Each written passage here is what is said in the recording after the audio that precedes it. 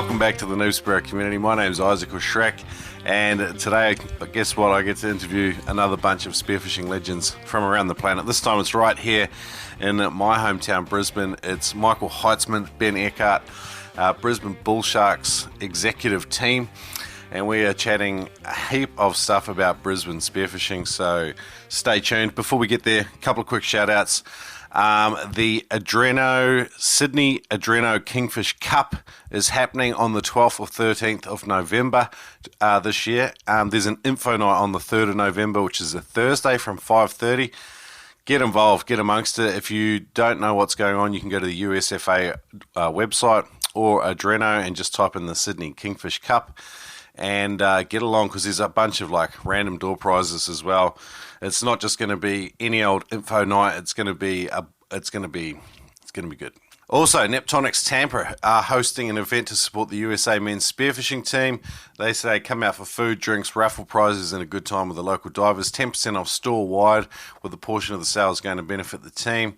There's a bunch of raffle prizes, but that's at 7610 Industrial Lane in Tampa, Florida.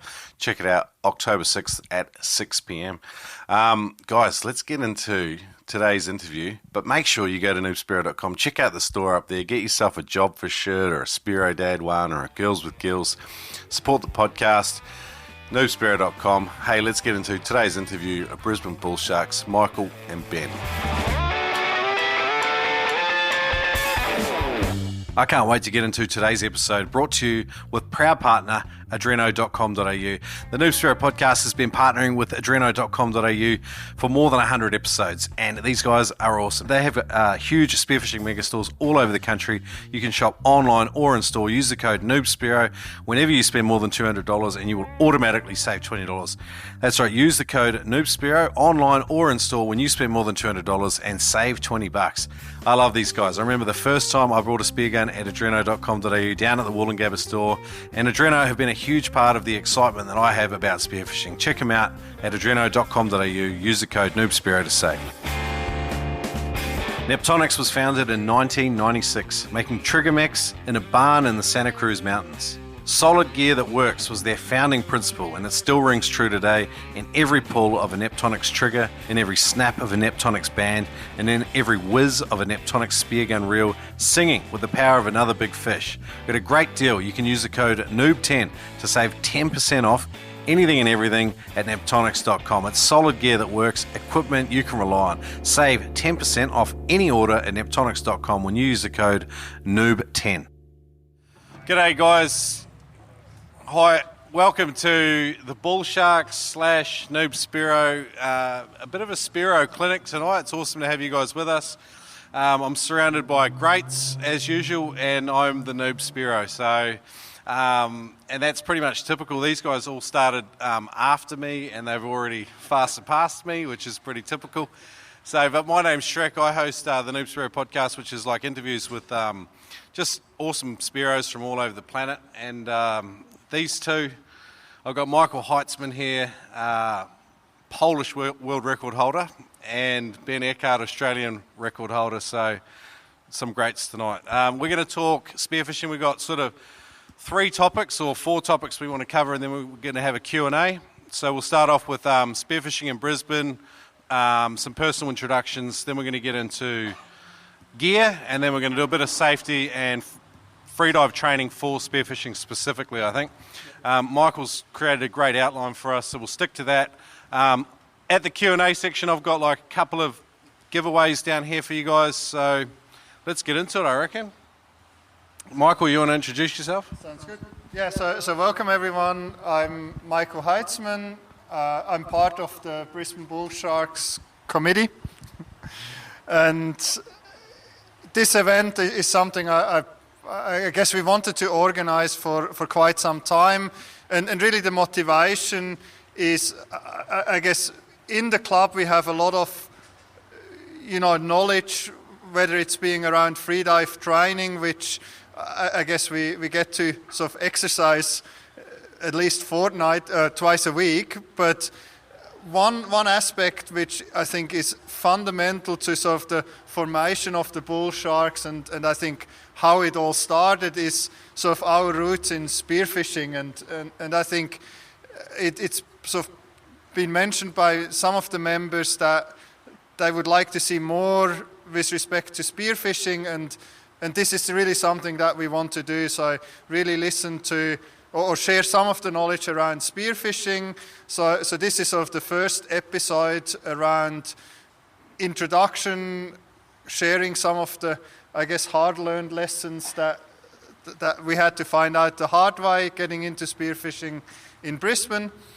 But we also have some new other things planned. So, for example, we'll run a trauma workshop shortly, and I guess based on sort of Shrek's suggestion that we're not going to get through all my content today, we'll probably have a second or third iteration of this as well. Hi everyone, for those that don't know me, I'm Ben Eckert. So I'm on the coaching committee for the Brisbane Bullsharks. Yeah, look, I've been with the club for 5 or 6 years now. I think Shrek was was the founding member of the club with the famous Wayne Judge. He just hasn't been around as much in the last year or two. But yeah, as Mike said, I think this is a really good opportunity just to start sharing some knowledge around the club from a spearing perspective. We've done a lot of these types of workshops, probably not in such a long format or detailed format with some of the freediving topics, but yeah, based on some of the feedback, I think great opportunity to start broadening that a little bit and as I said, share some knowledge around spearfishing. I think not just Mike and I, there's a lot of experience in this club. We've got state record holders in spearfishing. We've got freediving instructors that compete a lot in spearfishing. And then we've got a lot of Spearos that just, have dived all over the world and spend a lot of time here just training when they can't get out in the blue. So, good opportunity. All right, cool. So a quick introduction from me, I guess. Like, I started spearfishing in about 2010. Southeast Queensland is rugged for learning how to spearfish. If you don't have a lot of money and you don't have a boat, finding people to go with and all the rest of it, 12 years ago it was an even more difficult proposition than it is now. It's got slightly better, but I'll still be honest, it's really difficult to get started spearfishing in Southeast Queensland. Having said that, when you do start getting out and you start networking and learning where to go, there are some fantastic opportunities out here. We've got a beautiful part of the world, particularly Moreton and Stradbroke Island. But in 2010, I was going all the places off the shore that everyone says you should go. Some of them were not even legal. I didn't have good dive buddies. It took me a long time to meet people like Turbo. I met Turbo in a swimming pool being coached by Wayne Judge before the Brisbane Bullsharks started.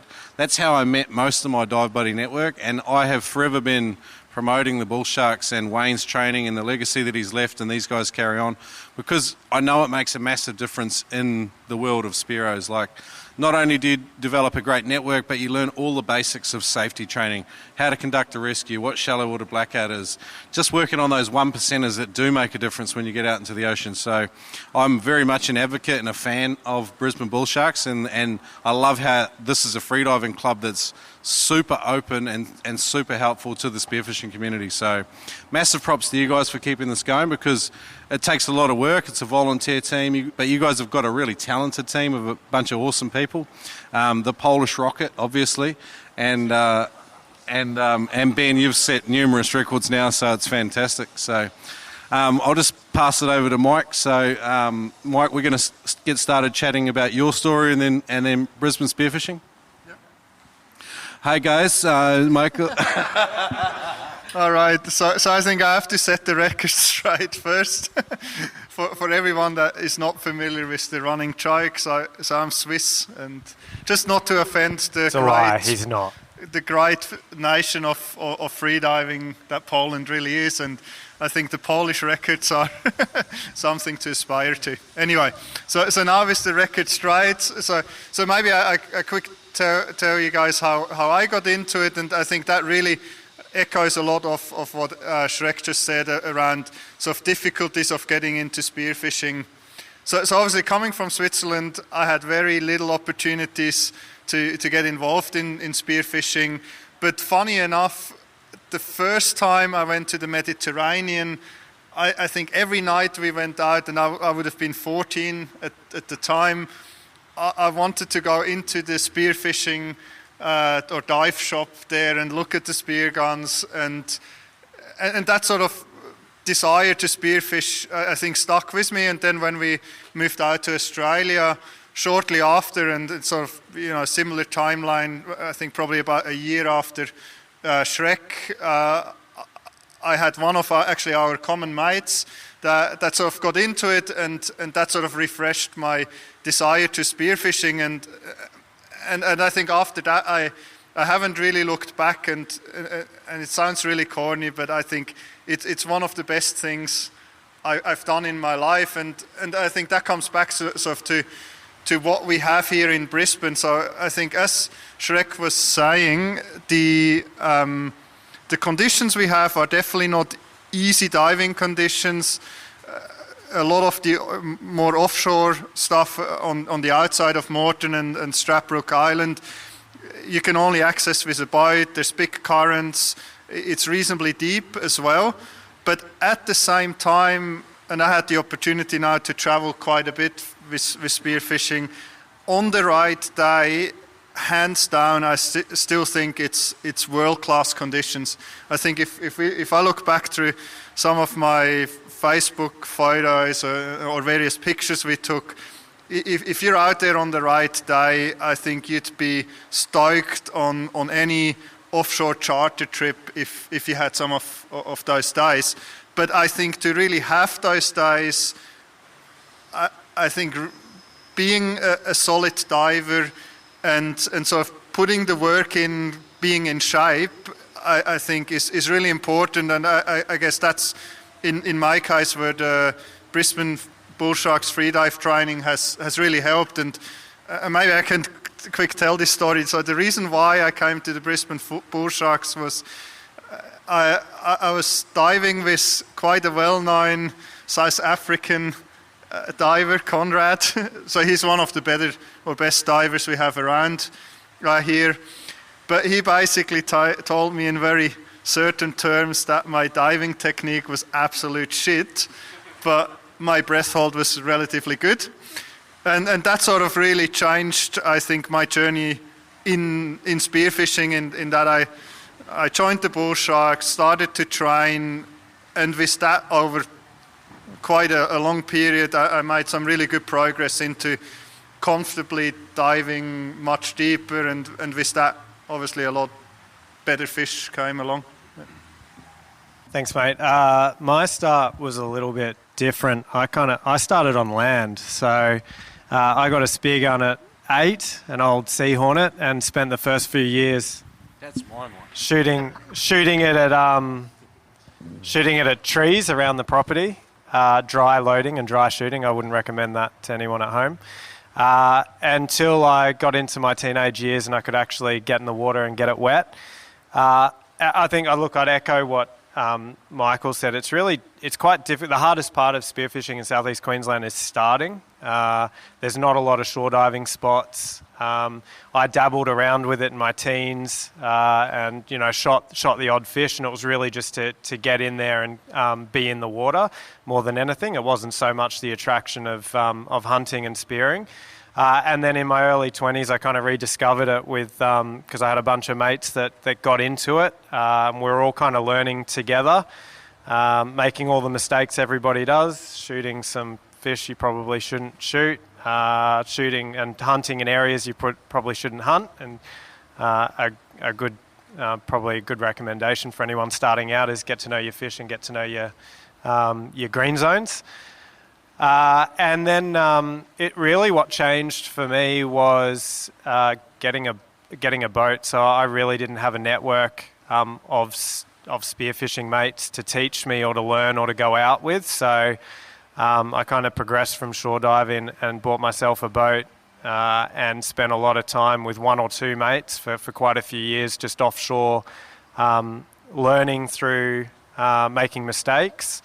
And I think it wasn't until I discovered the Brisbane Bullsharks that I really established a really core group of friends and that I dive with all of the time now, Mikey being one of those, and really learnt a lot from those that I dive with. I think the best thing about this sport is you never stop learning. You're constantly picking up different techniques, different different styles, just different learnings from those that you dive with, no matter how long they've been diving and no matter what their experience is. So from there, from that first moment, I was pretty hooked. Snakes on boats make you friends, don't they? Absolutely. Yeah.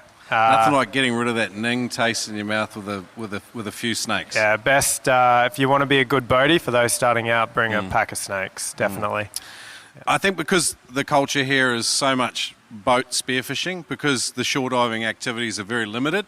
Like at the moment, we're in the grips of a La Nina season.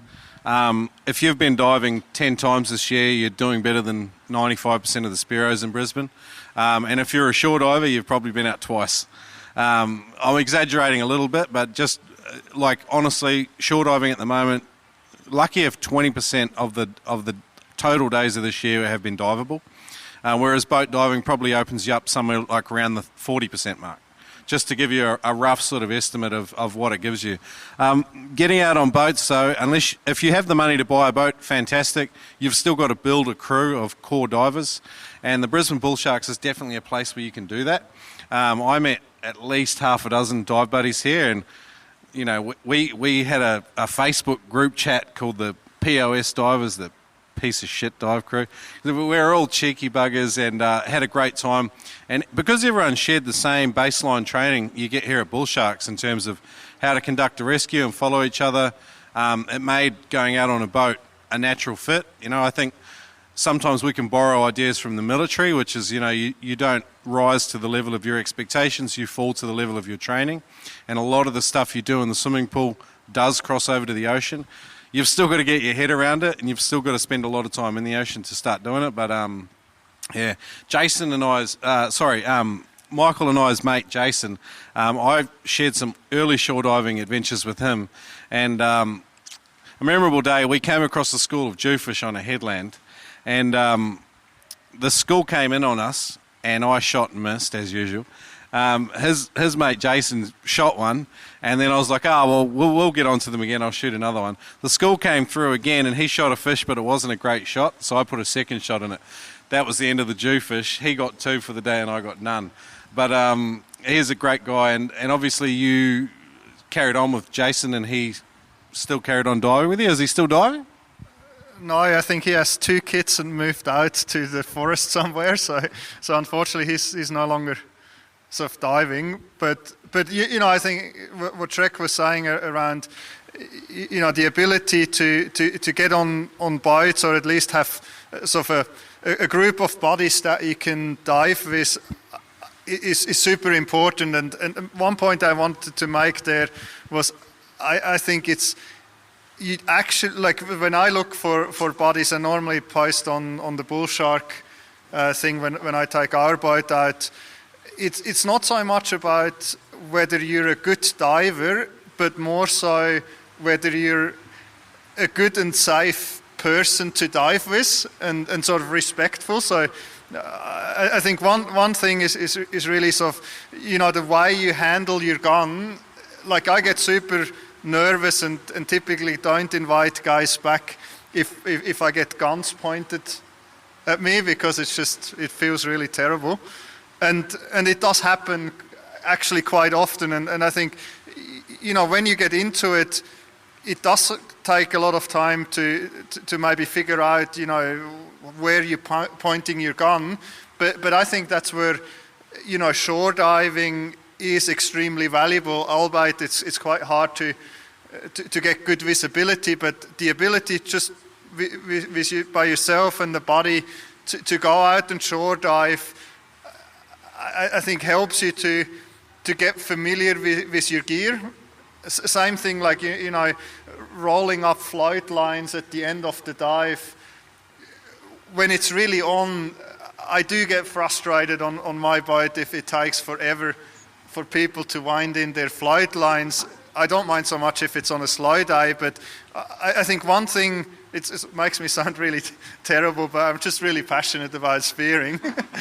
but I think one thing which is really important is, I think, practice those things around, how you handle your gear, how you roll up your flight line, because that makes a big difference when you show up to dive with someone the first time. And then the other one, which actually is never the problem of the people starting out, but if you're the first time with somebody on a bite, don't freaking drop on them when they're diving and shoot the fish over their head. Like, it's fine, I think, if it's, if it was Ben or Ryan or any of the guys I dive with, I can probably handle it a little bit. He doesn't. You hear about it for months afterwards. Yeah, but at least I still dive with you. Whereas if it's people that you're taking out on your bite the first time, yeah, I do take it quite personally. I've never had an invite. Oh, we were diving for a while. Yeah, did you shoot a fish off his back at one point, mate? He hasn't invited you back. Probably.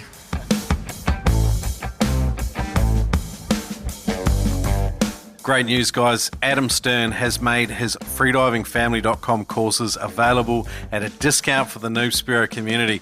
If you get on freedivingfamily.com, use the code Spearo, you'll get 20% off any course. There's a bunch of sick courses on there. There's an equalizing stage 1, there's an equalizing advanced techniques video there. They're two of my absolute favorites. If you have any problems with equalizing, go to freedivingfamily.com, get Adam's course and use the code Spearo to get 20% off any course. Check it out at freedivingfamily.com. Kill fish with precision and power, sending shafts from a stable platform with Killshot spear guns. Made in the Florida Keys by Ed Martin, you're buying American-made, dependable spear guns. Get $30 off any Killshot spear gun at killshotspearguns.com. Yes and amen, Noober. That's $30 off American-made performance spear guns at killshotspearguns.com. It says if they're in the shop or on the phone, they can cash in by saying, "Crikey, mate," or the Noob Spearo podcast sent me. Check them out at killshotspearguns.com, based in the Florida Keys. Function first, pretty design second. Penetrator's dual action water channeling rail provides more efficient action than similar fins by directing more water flow down the blade. This eliminates wobble, meaning that you get way more bang for your buck, for your energy buck. Visit penetratorfins.com, use the code NoobSpearo to save $25 on every pair, on any pair. That's correct, my friend. Use the code NoobSpearo to save $25 on any set of penetrator blades at penetrator.com.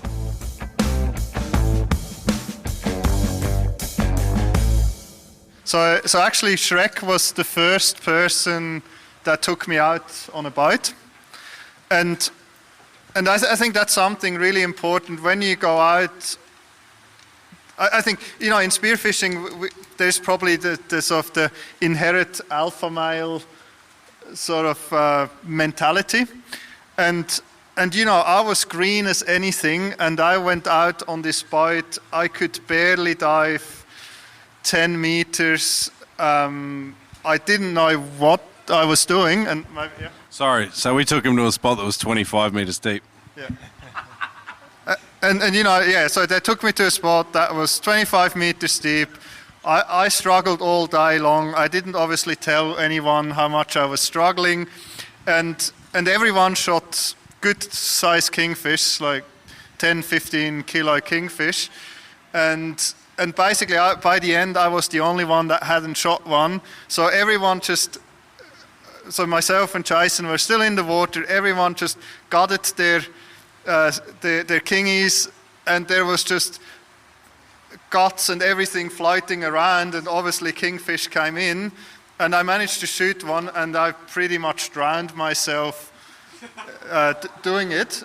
And that's sort of an example, like in retrospect, it was a super cool experience, but I think having not told people how uncomfortable you are in a situation is actually a big risk, and I think it worked out well. But I think that's something for, I think, both the beginners as well as the experienced Spearos running about to sort of keep in mind. And I'm probably guilty of that, taking, beginners out because I want to dive the 30-meter spots, and I know where the good fish are, but like at the same time, I think being mindful of how different the situation can feel for depending on your skill level, and to openly, I think, communicate those points. I think to me that's a big thing about safety.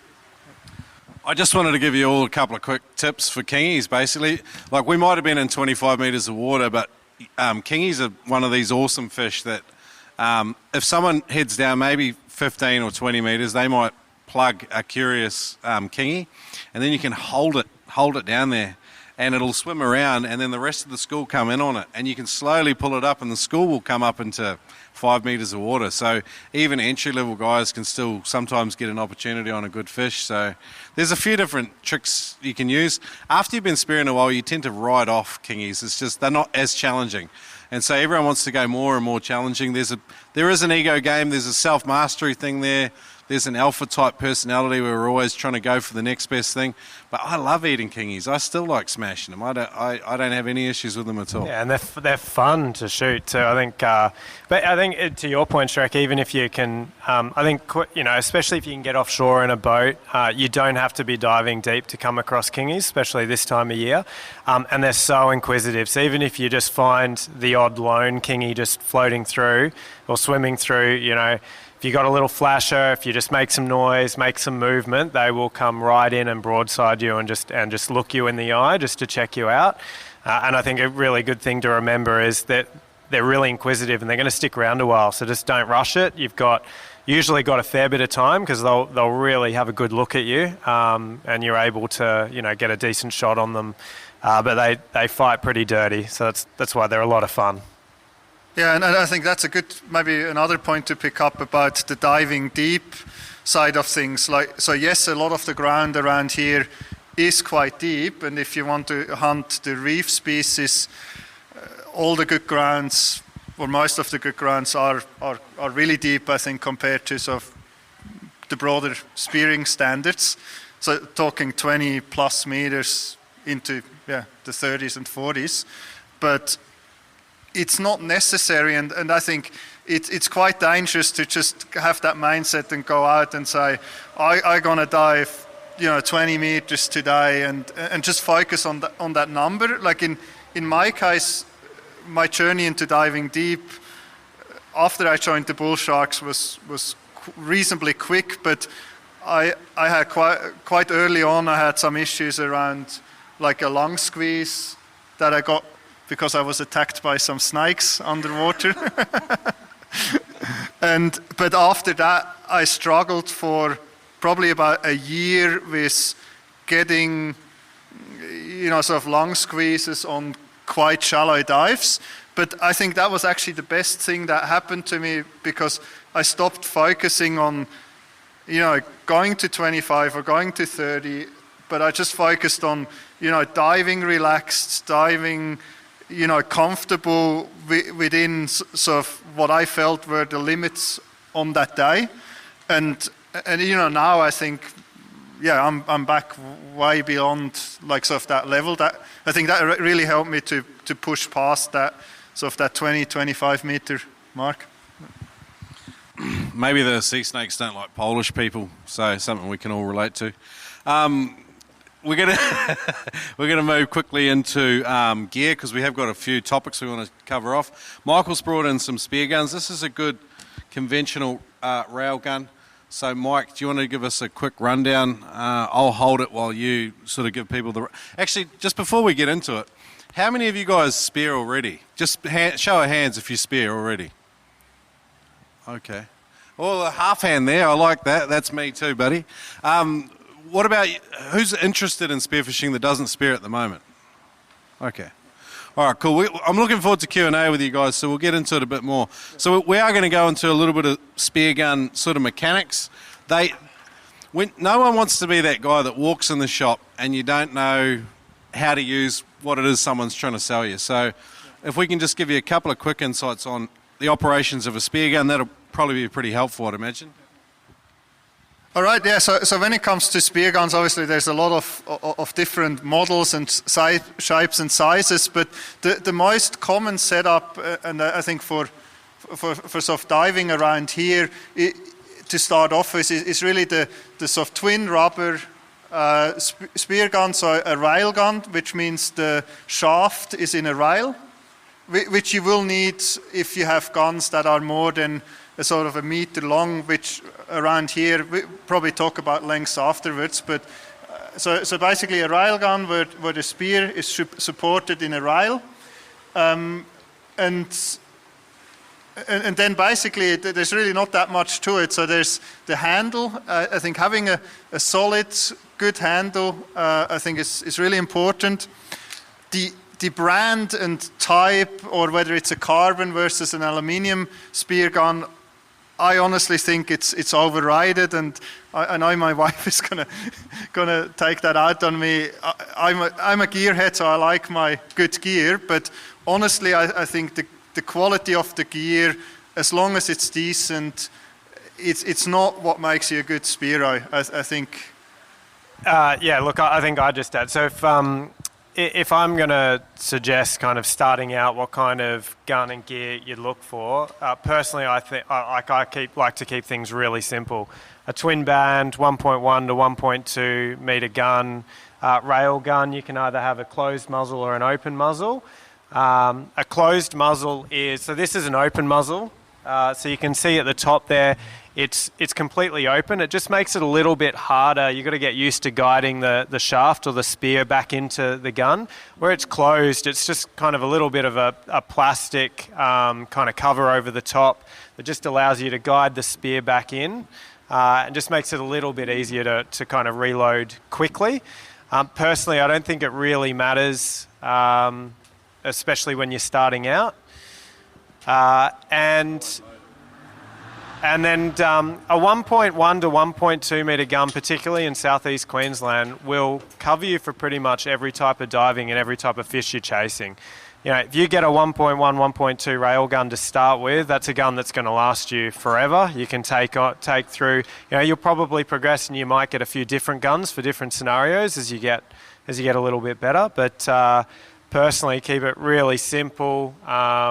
Low maintenance, really easy to manage when you're in the water and reload, because what you don't want is that complexity.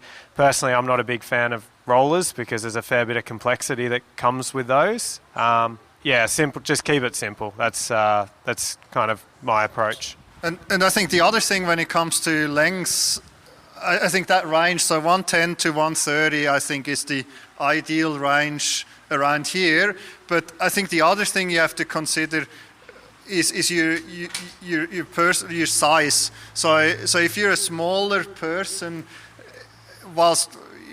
if you're a smaller person, I think it's worthwhile going for a slightly smaller gun, because it will make the loading so much easier. But if you're 1 meter 80 plus, I would go straight for the 1 meter 30, particularly if you're planning to do multiple or more bite diving. If you know or you don't currently have access to bite diving, I reckon that 1 meter 10, 1 meter 20 is the perfect size. If you already have a bite, or you sort of joining a group of people that are diving with bites mostly, I would go straight to 1 meter 20 to 1 meter 30. I think with most guns, even if you bought a closed muzzle, you can usually change out the muzzles pretty easily. So if you do get to the point where you felt that you wanted to move to an open muzzle gun, you don't necessarily need to replace the whole gun. What I'd recommend for every beginner is to dive with a float line. Actually, I'd recommend everyone to dive with a float line. Do as I say, not as I do, because I don't. But you've got two options when I talk about float line or an alternative. So you've got a reel gun, where you've got a reel that's attached to the gun, like this one over here Mikey's going to get. So you can see there's a reel there. It's probably got 50 to 70 metres of line, and that's attached to your spear. So in that scenario, you shoot a fish and the fish starts running with your spear in. similar to a fishing rod, it's going to run and going to strip line off your reel. Now, the challenge with that is you've got nothing connecting your gun to yourself. You don't want to because it's quite dangerous. Whereas opposed to having a float line and a float, you can shoot a fish, you can let go of your gun, and the fish will run until the float, and the float will stop you losing your gun, losing your gear, and you can slowly tease the fish up by pulling in the float line. It's a lot easier. It's a hell of a lot safer. 100%. So I recommend just conventional gun. Don't worry about a roller. Don't worry about a reel. You want a classic conventional spear gun with a 10 or 15 metre rig line onto a float on the surface. Some people call it the 10 metre or the 15 metre float line apprenticeship.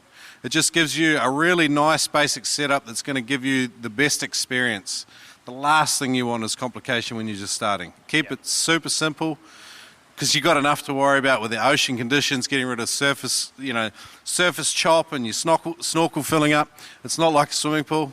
It's not a controlled environment in the ocean. So there's a lot of stuff to learn and get used to. You want super simple gear. You can jump in, enjoy yourself. I think it might be good just to clarify, we were talking about the different sizes before, just kind of why people would go a smaller gun or a bigger gun as well. So obviously a bigger gun is going to give you a little bit more range, but the challenge with that is, particularly if you're shore diving or diving in murkier water, you're not going to be able to find a fish from that kind of distance in terms of having a longer gun, and you don't need that kind of power. When we talk about a 110 to 120, that's that really good mid-range size that's small enough for you to do shallow water, some shore diving, particularly in murky water where you're trying to sneak up on fish and get quite close to shoot them. But it's also big enough to give you range and power that when you do progress to some deeper water, blue water diving from boats, that you've got enough power when you do come across some of your larger fish that you can't get as close to, and you do need a little bit of range and enough power to punch through them. So that's kind of the, why we talk about the different lengths. We were going to touch on training, I think, and how it sort of correlates to spearfishing, like training in the pool and how it goes over. One thing I've noticed with a few bull sharks, and I'm not having to go at anyone or anything or by any means, I started in the ocean and then I came to the pool. If you start in the pool and you go to the ocean, sometimes you've just got to recover that learning mindset that, oh, hey, I don't know jack shit out here. I've really got to listen and learn and pay attention. And it can be a hard switch to make. You might do a 75 metre dynamic. That if you count that as going halfway to the bottom, then you're 32.5 metres. It does not correlate into the ocean at all, and it shouldn't. If you're swimming a 100 metre dynamic in the pool and it's your first time spearfishing, I recommend 10 metres. And just have fun, get used to equalising, clearing your snorkel, being a good buddy, all the basic stuff, all that sort of stuff, just taking it right back and going simple will pay off in the long run, I reckon.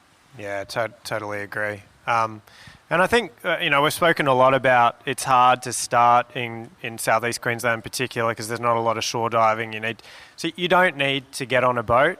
I spent years and years shore diving, and these guys will give me shit because I'm the first to jump in when it's murky and choppy because I love hunting in that murk. Because that's how I learn. I'm comfortable in it, which is really good now because if I'm in nice, clear, warm blue water, I'm even more comfortable. So it's a really great learning ground as long as you do it safely and you've got the right gear. But I think don't be afraid to start just because you think, oh, there's not many shore diving opportunities in southeast Queensland and Brisbane, and I need to have a boat.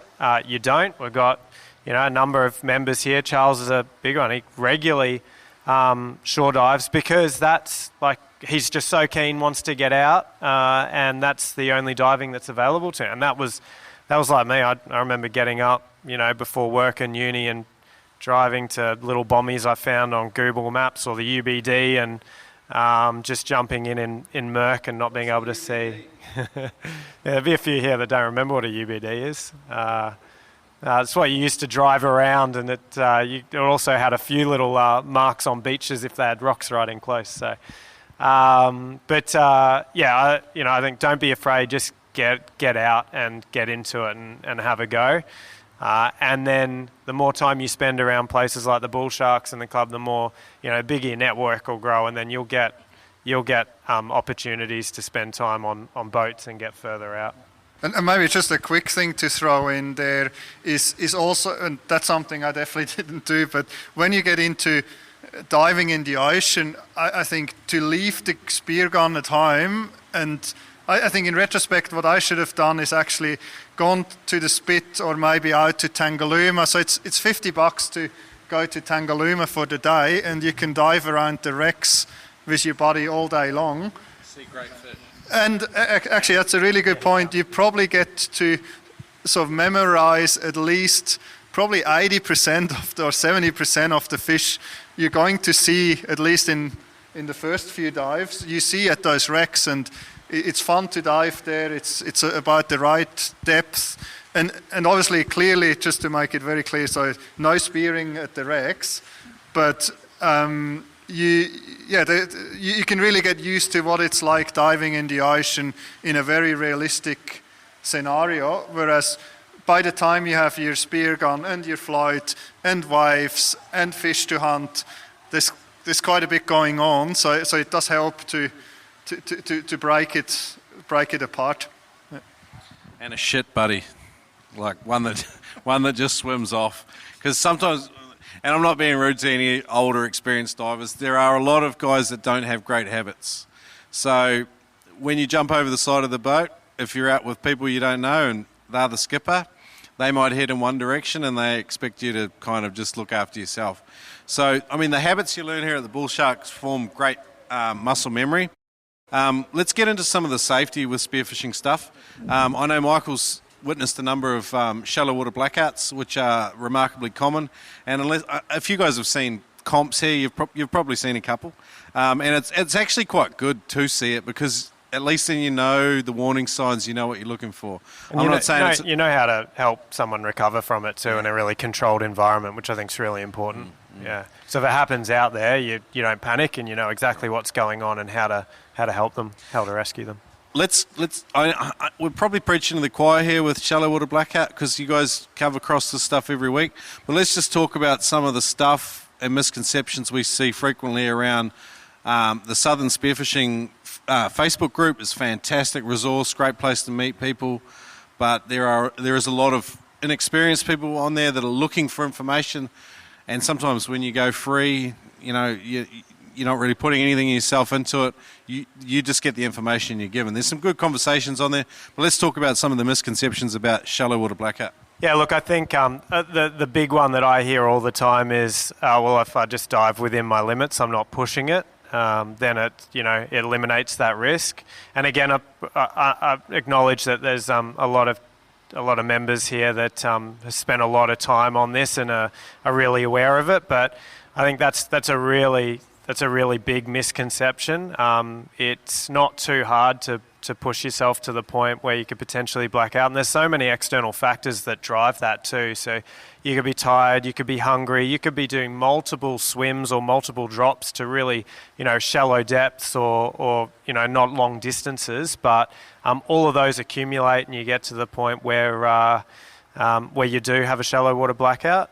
And I think the other thing is too, if you speak to quite a few people that have experienced blackouts, they'll quite often tell you that they felt fantastic before they did. There are no warning signs. Like they call it the silent killer. So I think a lot of new guys starting out figure, I'm not pushing it. I'm not feeling that real heavy urge to breathe. I'm feeling really comfortable. They may have hyperventilated, knowingly or unknowingly, which is a huge contributor to it. I think it's probably a big point as well. I was just going to say, sometimes it's not the new guys with the shallow water blackout. The dangerous zone is when you actually start to become competent. And then all of a sudden you start to think that you know more than you do about your own body. And that's when we sort of can cut it a bit fine, cut it a bit close. And there's something immensely satisfying about the battle of wits with a fish.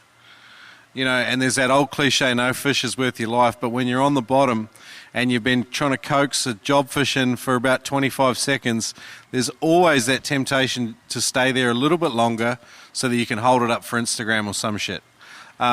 and we're all guilty of it. It doesn't matter if you're older diver or a younger diver, female, male, doesn't matter. We're all sort of, it's just one of the allures of the sport, and it's something that we don't acknowledge enough, that it can be the actually guys that are starting to reach a level of competency that are the ones that are most at risk.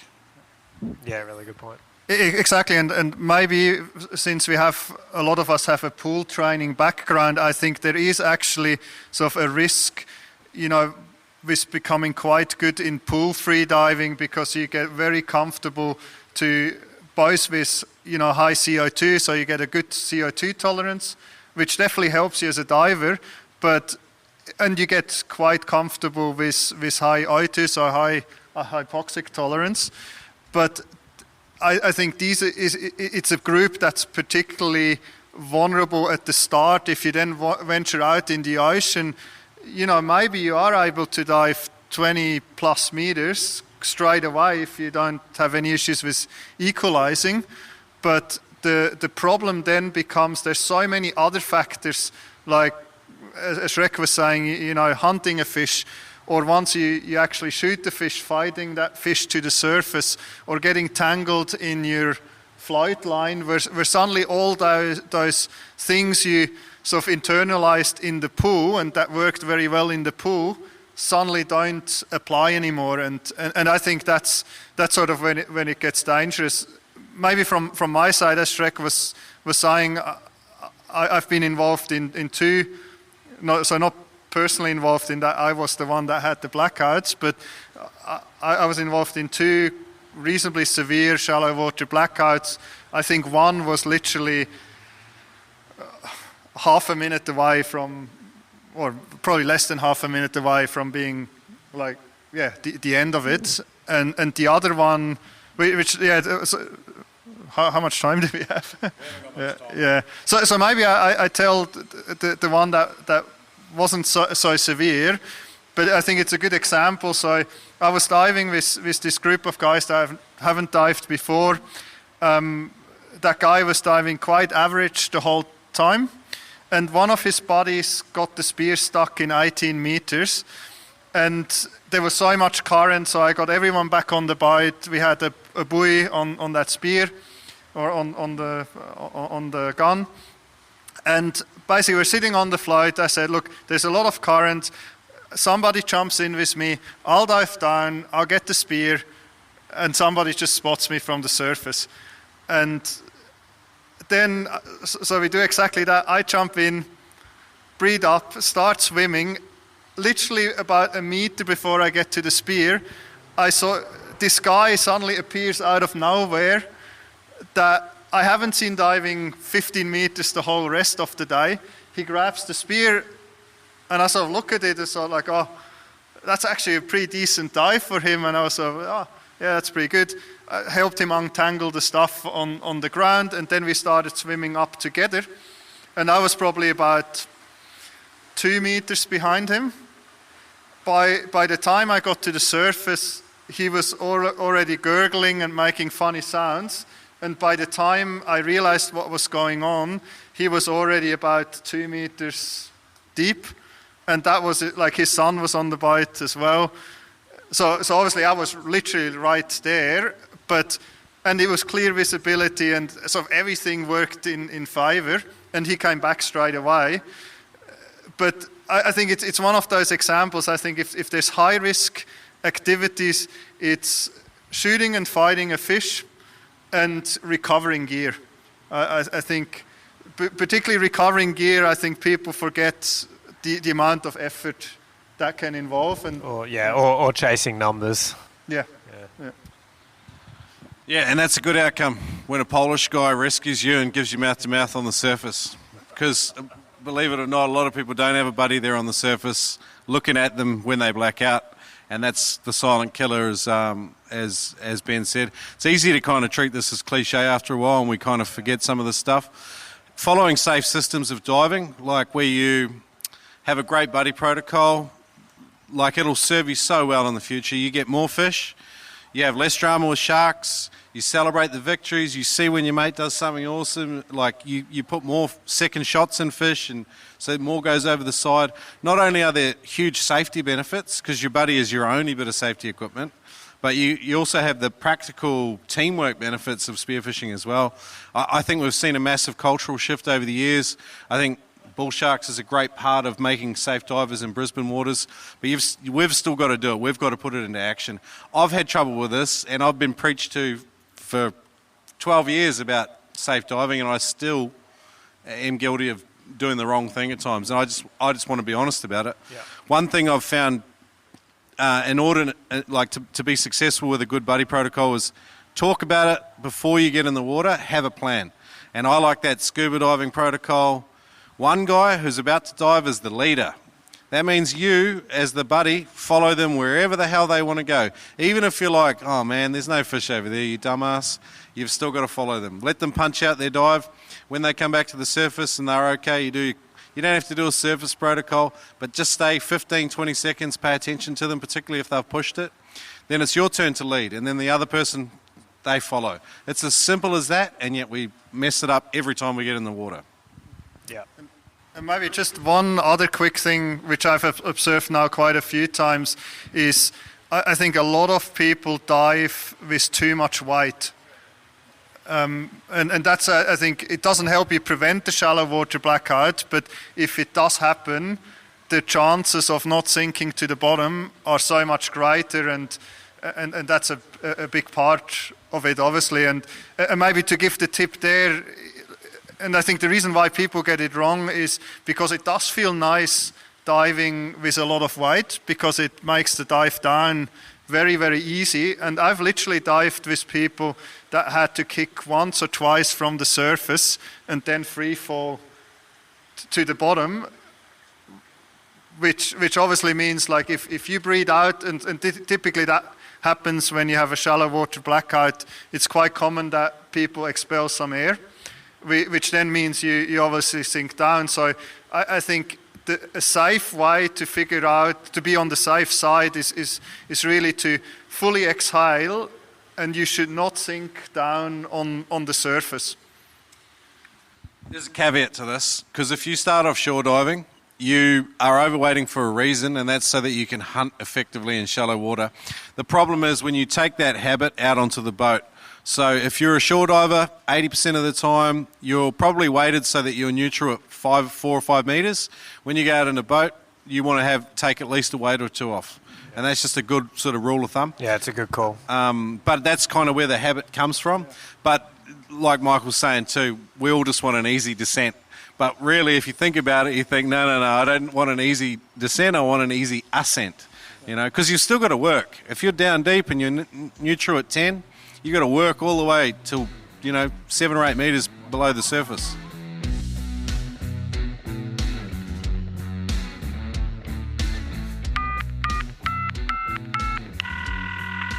Shrek, my dude, you're killing it on the Noob Spearo podcast. Every guest you get on frosts on the spearing life, and the actionable info is off the chain. Over here at Spearing Magazine HQ, it's the same, buddy. So many noobers are submitting their adventures, lessons learned, and pictures here at spearingmagazine.com. Just wanted to say that noobers can get an international subscription here at spearingmagazine.com. They can also check out our In the Face apparel, or getting a subscription to the world's greatest spearing magazine. Check it out at spearingmagazine.com. Shrek, thanks. Love what you're doing. Jeremy out. Got a sweet deal for you today, guys. Go to freedivingfamily.com and learn from Adam Stern and a select team of experts on different disciplines. There's Frenzel, Advanced Frenzel and Hands-Free Equalization, Mouthful, Deep Frenzel Equalization, Bifitting Essentials. These are courses that will give you the 1% that will allow you to improve. Use the code SPEARO to get 20% off any course at freedivingfamily.com. Again, that's the code SPEARO to get 20% off at freedivingfamily.com. Thanks, Adam and team. Love it. Sometimes with weather and commitments, it's a long time between drinks in your spearfishing journey. If you want a dry training program that can keep you in some kind of shape for spearfishing, check out Ted Hardy's 28-day freediving transformation at noobspearo.com/TED. That's noobspearo.com/TED. Now, the 28-day freediving transformation is just a practical, dry training plan that Ted Hardy will walk you through, and it will help you get results even if you can't get wet at the moment. Check it out at noobspearo.com/TED. Friends, check out oldmanblue.com.au. It's quality made dive gear right there in the Western Australia by a really cool team. The Old Man Blue team are a very experienced bunch of frothing Spearos that live the life and have done so for a number of years. Check it out at oldmanblue.com.au. Guys, let's get into Q&A. We are running out of time. I really want to get into questions from the crew. So, Ben, you volunteering, mate? You can't run off now. So let's take it to you guys. I've got a number of books there for good questions. I know Will's probably busting at the seams to ask one. You want to go first, mate? Okay. Anyone else? Has someone got some questions about Brisbane spearfishing? Float line length for shore diving, recommended length so you don't get tangled up, there's a bit of swell and wash, is there like a benchmark for that kind of thing? Yeah, steer clear of all of those nice PVC foam-filled ones, because as soon as they go around a rock, they get punctured and it's game over. You've just spent $80 on a bit of rubbish. So just the telecom rope, the black stuff, the PVC line is just fine. I like 10 metres, honestly, when you're just starting, because even if let's just say you can do 50 metres in the pool, that's probably a good amount of fitness to get you down to 10 metres and under that. And there's plenty of fish in that realm. And you also fine-tune a lot of hunting techniques, because learning to duck dive quietly and not make a lot of noise when your buddy's on the bottom in front of you, like, they seem like real basic bananas when you've been spearing a long time, but when you're just starting, just getting in that, those reps is just huge. But you guys? Yeah, I'd say 10 to 15 metres. I think at the end of the day too, you just got to remember, the length is really just to cover your depth. So if you're not diving more than 10 metres, and particularly if you're shore diving, you're most likely not going to need to dive more than 10 metres, and even if you're able to, then 10 to 15 metres is plenty. You just need enough to get you down quietly, get to the bottom and hunt. It's not necessarily about how much length you've got on the surface. Yeah. Charles? How do you handle your gun both on the descent and when you're at the bottom, you touch the bottom, do you stick it out, do you hold it? How do you handle your gun? Do you move it around with the other hand? Yeah, that's actually a really good question, and I'm glad I brought the gun so I can maybe demonstrate it. But one thing which is really important, both from a diving as well as from a hunting point of view, is to keep your gun close to your body and streamlined, because it reduces the amount of shadow you produce, and you definitely scare the fish a lot less. So personally, I try to keep my gun, and I'll demonstrate it in a second, quite close, and there's a lot of different ways to do it. But maybe Isaac can show how. Yeah, so if you cook your elbow, it's just like when you got your wings out when you're in the pool. Hydrodynamics are massive, so something like this, when you're on the bottom, just extend out. It's funny you asked that, Charles, because I was actually, when we were out last week, I was actually really conscious of what everyone was doing, because I noticed that we're all quite different. Essentially, you achieve the same result. We all dive with our gun really close in, really streamlined for your descent. But I was actually watching Mikey, because how he does it. He holds it. It seems really comfortable and easy for him, but it's quite awkward for me doing it the same way. So the way I do it, so when I duck dive, I have the gun out to sort of get leverage, and then when I go down, I fold the gun back and I hold it like that. Yeah. It's pointing the other way though. That's where I find out how they hold it. Yeah, I find that's quite a comfortable way of holding it, and then all the way up to the bottom, I normally, when I get to the bottom, I just lie the gun down without even pointing it out, and just wait before fish come in, and only once the fish is in shooting range, bring the gun forward and take the shot. And then the other thing which I found to get an accurate shot is really to always try to get into the same shooting position. like if I look back at fish I miss, it's always because I do some weird top-down or bottom-up shot. So really forcing yourself to be as aligned with the gun as possible. And all, I think everyone has their own way of aiming and shooting, which is a whole other topic. But I think trying to always get into the same shooting position rather than trying to fluke it or, yeah. That's really good. I like that, the systematic approach. I don't do that, so I learned something there. But that soldier, I think, just for people listening to the podcast, the posture Mike was demonstrating was like a soldier holding the butt of a rifle, essentially, and then letting it fall forward on the bottom. Sorry, I saw hands. Will's ready. Yeah, I know it's bad luck to ask where spots are, but how do you find spots? I've heard like using Google Maps, I've heard using electronics and sounders, but what are you actually looking for before you go on your dive, and then when you actually get out there and you've got a sounder, what exactly are you looking for? And does it depend on what kind of fish you're looking for? And if I want to get in there and find something instead of just floating. It's a really good question, and there's a shitload to it. So the most popular way when you're out on a boat is to find structure, and you want to find the front of that structure where the current's pushing up onto it. That'll be where most of your bait aggregate, and then you get your larger fish swimming in and around. Having said that, it depends what you're targeting. If you're targeting reefies, like Michael loves to chase really exotic, difficult reefies, which require good bottom time and deep diving a lot of the time off Brisbane, that can be really, you're just trying to get out off the beaten path, which is where every other diver goes. And then and you can be looking for all sorts of things. Sudden depth changes, thermoclines. I love looking for bait aggregations though. If I've got a sounder, that's what I do. It's the same thing when you're shore diving though. You're looking for lines of reef, and you want something that doesn't have too much current because you've got to swim. But yeah, again, same principles apply. You're looking from the surface for bait aggregations. If you can see 3 schools of different species in one area, that's going to be a really good spot to have a look at. Cave structure, anywhere that will provide fish with protection and obvious food sources. So obviously bait's going to be a massive one for large predatory fish, but these guys have probably got a shitload more. Google Earth's fantastic, as you mentioned. You can see obvious reef, particularly on the background of sand, white sand.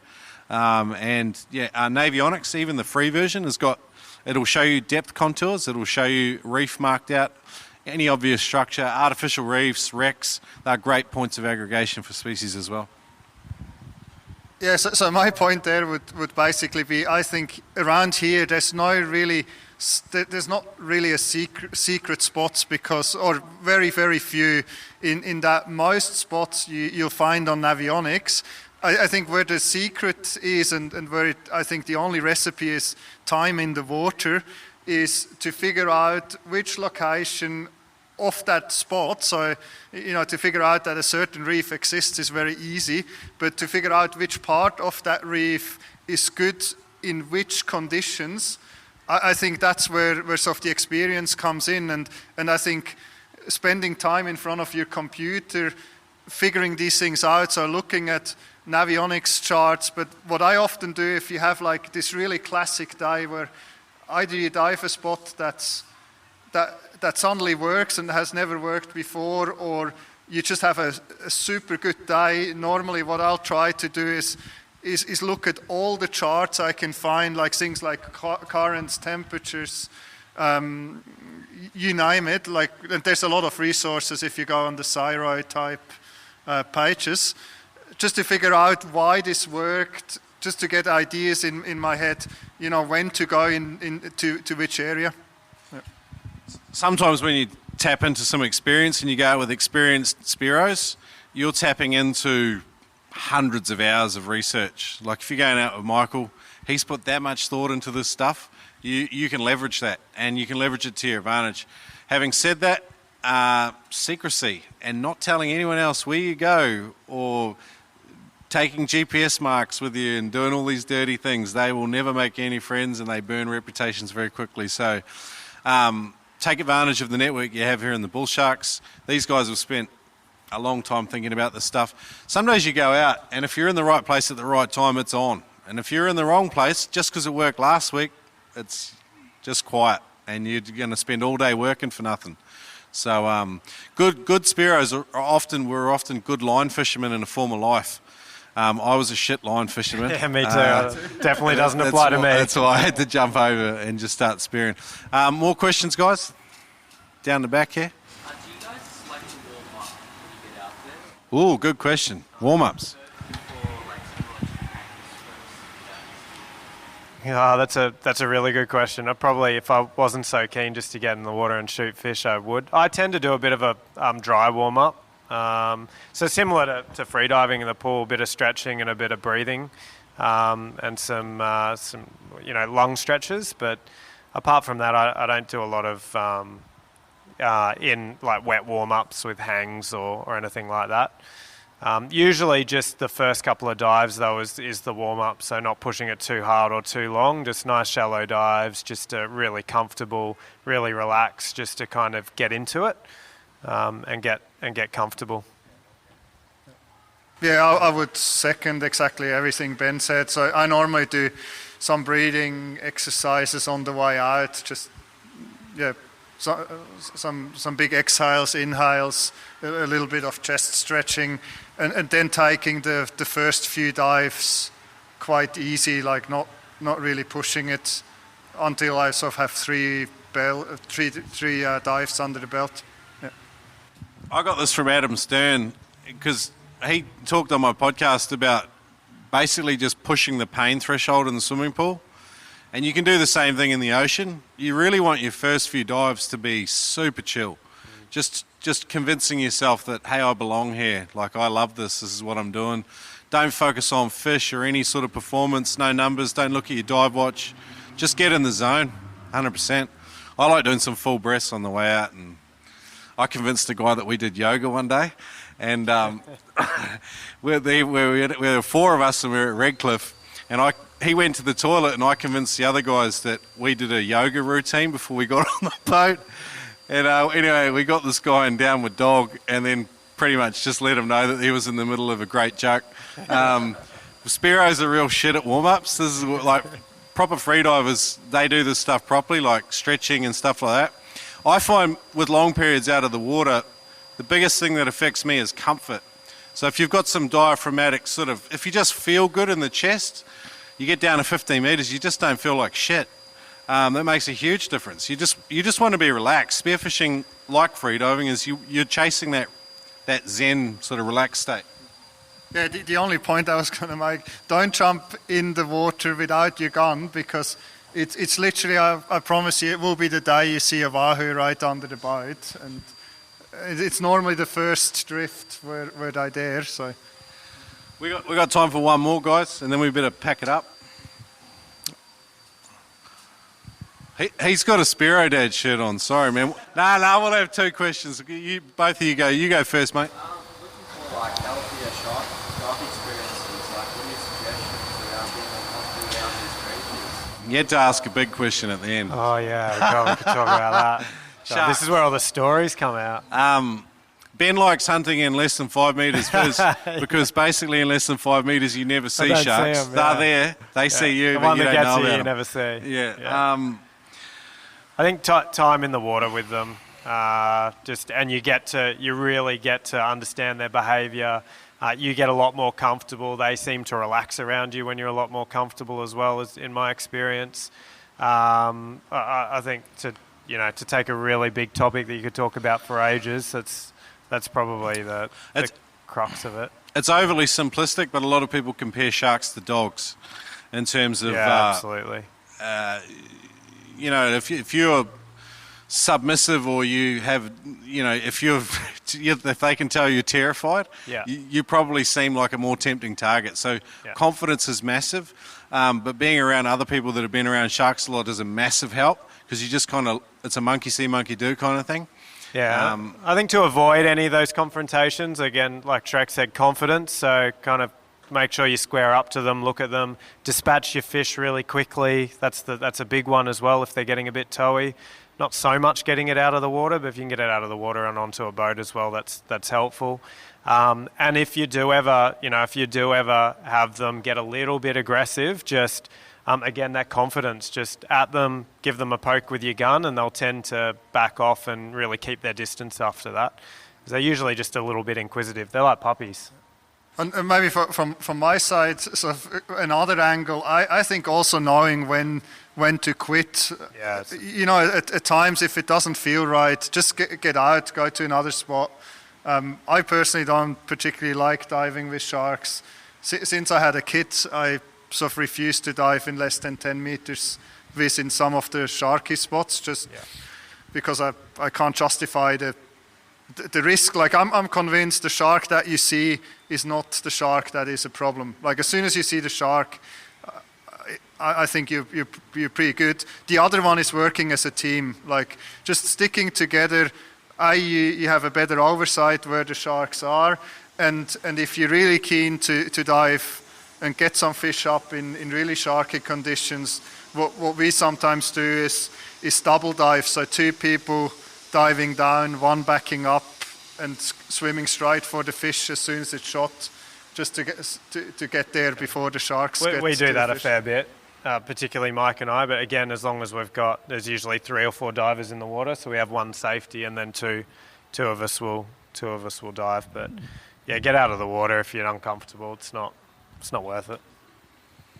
Did we cover that pretty well? A couple of baseline stuff there. Over here, last question. No worries, you just have to buy a t-shirt. Actually 2 t-shirts, Bullshark shirt and a Noob Spearo one.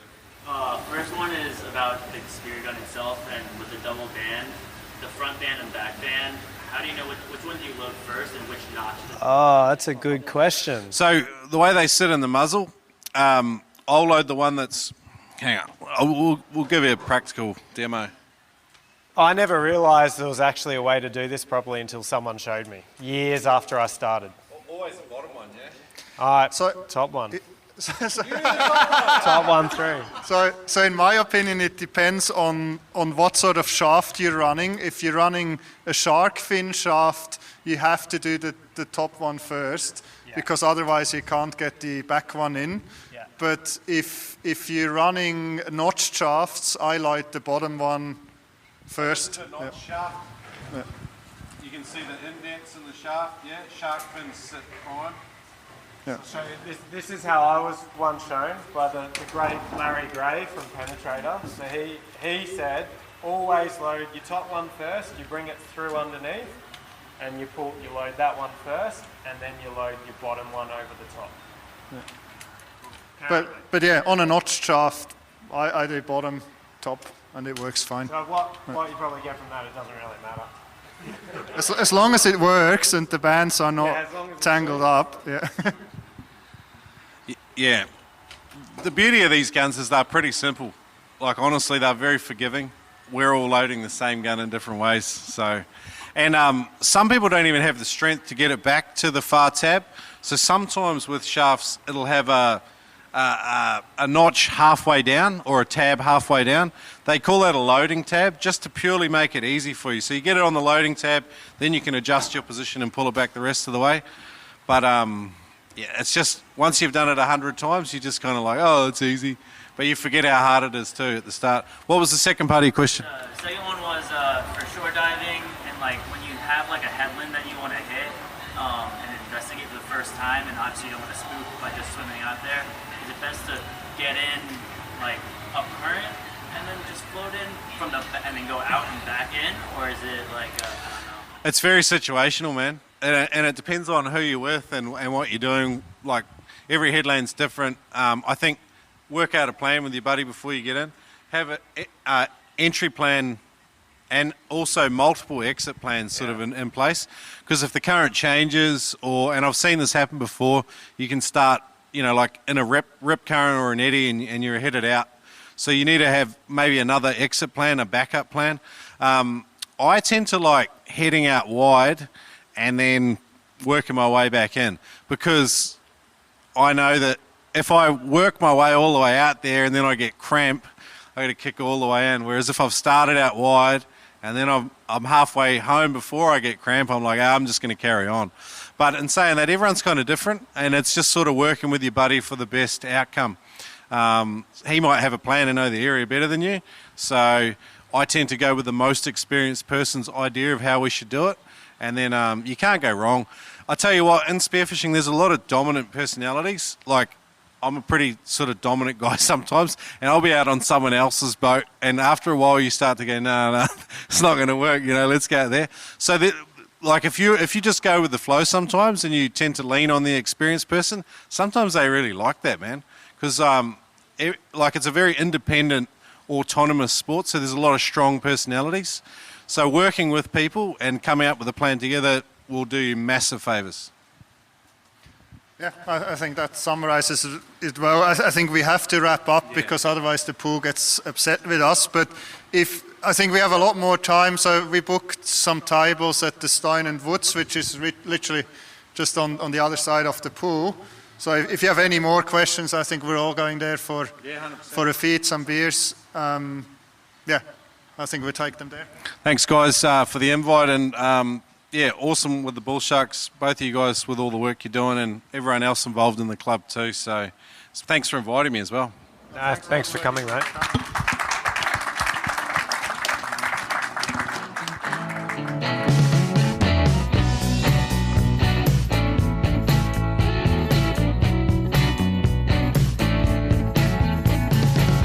Hey guys, different interview today. I'm really enjoying doing the live ones. I hope you took a bit out of it today. I know it was around the Brisbane spearfishing context, but I think there was a heap of information in there for everyone. Next week, it's another local episode. It's a spearfishing safety night with 3 absolute legends. It was really fun and a really good event. The panel I had was Trevor Ketchian, Adriana Barnes, and Ben Eckert. And we talked responding to first aid emergencies, freediving safety and boating safety. It was a really fun conversation. It was very lively. Check that out. Come back next week. Tune in. If you love the show, consider becoming a patron listener with 50 other legends. Go to patreon.com/Noob Spearo. Jump on there. It helps fund trips and all sorts of awesome stuff. So mad props to all the patrons out there. See you next week. Shrek over and out.